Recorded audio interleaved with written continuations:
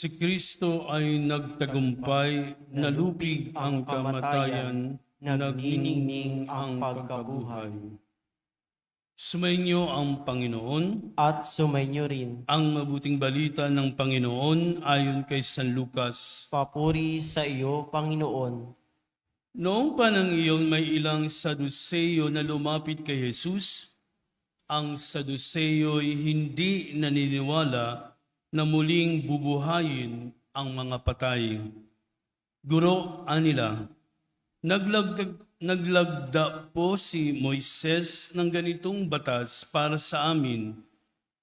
Kung mamatay ang isang lalaki at maiwang walang anak ang kanyang asawa, ang kapatid na lalaki dapat pakasal sa balo upang magkaanak sila para sa namatay. May 7 magkakapatid na lalaki, nag-asawa ang panganay at namatay na walang anak. Nagpakasal sa balo ang pangalawa at namatay. Gayon din ang nangyari sa pangatlo hanggang sa pampito. Isa-isang napangasawa ng babae at pawang namatay na walang anak. Sa kahuli-hulihay, namamatay naman ang babae. Sa muling pagkabuhay, sino po sa 7 ang kikilalaning asawa niya, yamang napangasawa niya silang lahat?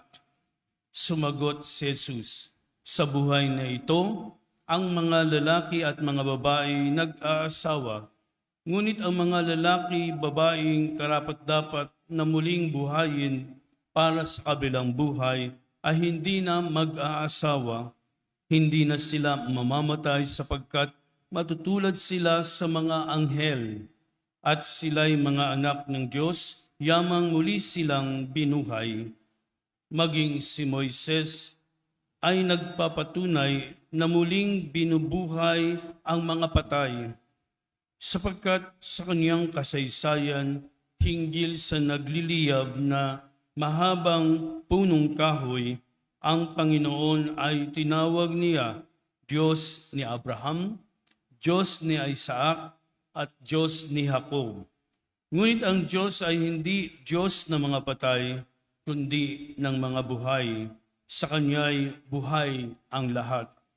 Sinabi ng ilan sa mga eskriba, magaling ang sagot ninyo, Guro, at wala nang nangahas na magtanong sa kanya ng anuman.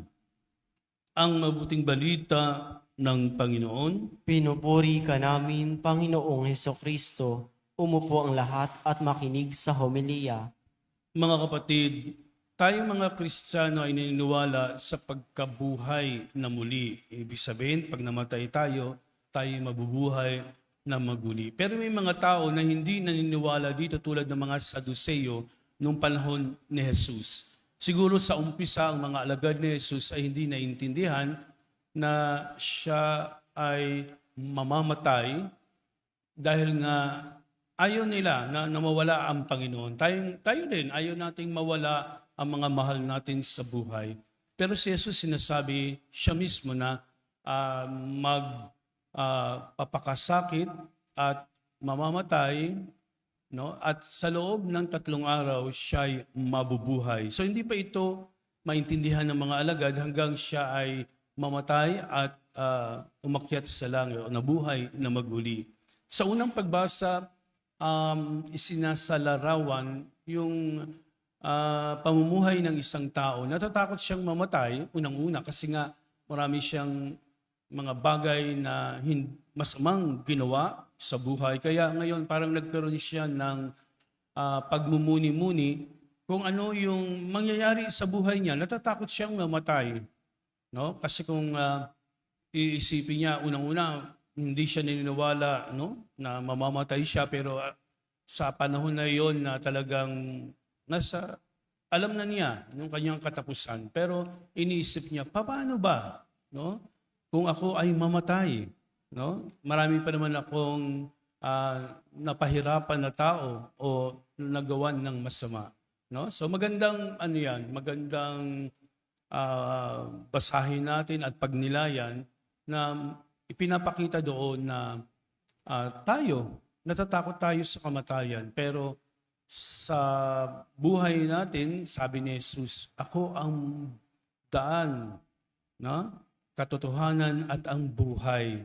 So, sa Ebanghelyo, nung ito magtanong ang mga Saduceo, familiar tayo doon sa ikinuwento na may 7 asawa. Kasi ang nasa isip ng tao, no yung magiging buhay niya pagkamatay. No? Pero iba ang nasa isip ng tao, kaya ito ay ginawa ni Jesus na maliwanagan na after we die, pupunta daw tayo sa langit. No?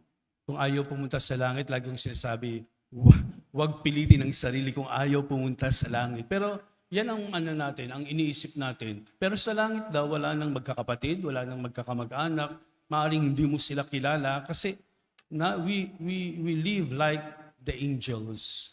Nakakita na ba kayo ng mga angels? Baka nasa tabi-tabi lang natin yung angels, no? These are people na, sabi natin, dito sa lupa, may mga mabubuting tao, I call them the good people, na hindi ka hinahatak pababa, but ini-encourage ka, di ba? Na magpatuloy sa buhay. Kailangan natin yung mga taong yan. Wala pa tayo sa langit, kailangan na natin ng mga tao, mga kaibigan natin, ang pamilya natin, no? Nagbibigay sa atin ng katatagan ng ating kalooban. So kahit anumang mangyari, pinapaalala sa atin, tayo dapat paniwalaan natin na ang pagkabuhay na maguli, ang kamatayan ay hindi katapusan. Ito ay simula pa lamang ng ating paglalakbay. Huwag kayong matakot sapagkat ang Diyos ang mag-aadya sa iyo na daling ka sa langit. Pero may tinatawag tayong purgatorio, kailangan linisin muna natin ang ating sarili. Katulad ng ginawa ni Jesus, yung cleansing of the temple. Ito yung 2 bagay na pinipilit ng mga Saduceo o ng iba pang mga skriba, pariseo, na tinanong si Jesus kasi nga nilinis niya ang templo. Ano pa yung isa? Yung about taxes. So pinipilit nila, hinuhuli nila si Jesus para kapag nagsalita ng masama or hindi ayon sa kasulatan, siya ay pahuhuli. Pero anong sinabi ni Jesus? Anong sagot niya tungkol sa ating kwento sa Ebanghelyo? Yung sabi nga, ang mga tao kapag namatay ay magiging tulad ng mga anghel.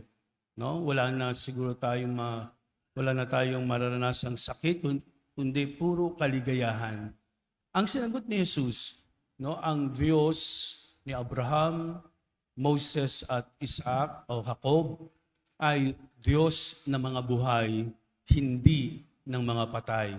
Sino nagsabi na tunay yung sinasabi ni Jesus ay mga eskriba na magaling doon sa mga kasulatan. Yun ay nasusulat. Dahil doon, hindi na nagtanong pa yung Saduceo na nagtanong kay Jesus o ang mga tao doon sa kanyang paligid. Tayo may mga tanong tayo sa buhay, pero ang Diyos ang sumasagot sa mga tanong natin. Kung meron tayong kailangan, hilingin lang natin sa Diyos, bibigay niyan sa atin ng Diyos. Dapat lang hinahanap ng Diyos yung taus-pusong nagdarasal o nananalangin sa Kanya. Sa ngalan ng Ama, ng Anak at ng Espiritu Santo. Amen.